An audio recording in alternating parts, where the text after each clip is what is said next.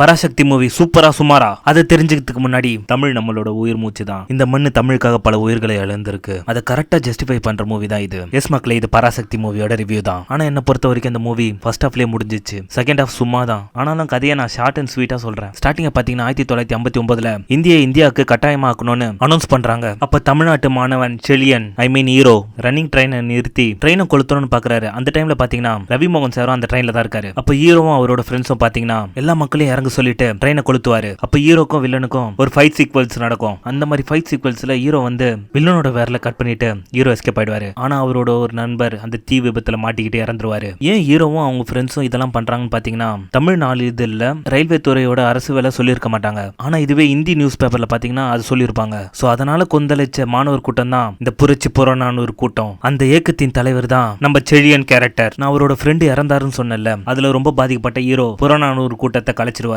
அதுக்கப்புறம் எப்படி புறநானூறு கூட்டம் ஒண்ணு சேர்ந்தது, எதனால ஒண்ணு சேர்ந்தது, எதுக்காக ஒண்ணு சேர்ந்ததுன்னு காமிக்கிறது தான் மீதி கதை. நான் இதுல முக்கியமா ஒண்ணு சொல்லி ஆகணும். அங்கங்க வச்சிருந்த சென்டிமெண்ட்ஸ் நல்லாவே ஒர்க் அவுட் ஆச்சு. அதுலயும் பாத்தீங்கன்னா அண்ணன் தம்பி சென்டிமெண்ட்ல கண்ணே கலங்கிடுச்சு. ஓவரால் இந்த மூவி தமிழுக்காகவும் தமிழ் மக்களுக்காகவும் தமிழர்கள் எவ்வளவு கஷ்டப்பட்டு அகைன் போராடி தமிழை தலை நிமிர்ந்து பார்க்க வச்சதுக்காகவே கண்டிப்பா தியேட்டர்ல பார்க்கலாம். ஏன்னா நமக்கு அந்த காலகட்டத்தை அப்படியே ஃபீல் பண்ண வச்சாங்க. ஓகே மக்களே, ஃபுல் மூவி ரிவ்யூ வேணும்னா கமெண்ட்ஸ்ல சொல்லுங்க. அண்ட் இந்த வீடியோ உங்களுக்கு பிடிச்சிருக்கோன்னு நினைக்கிறேன். நீங்களும் தம்ஸ் அப் கொடுப்பீங்கன்னு நம்புறேன். இதோட வைண்ட் அப் பண்ணிக்கிறேன். இது உங்க ஆட்டு ரேடியோ. நான் தான் உங்க நண்பன் RJ.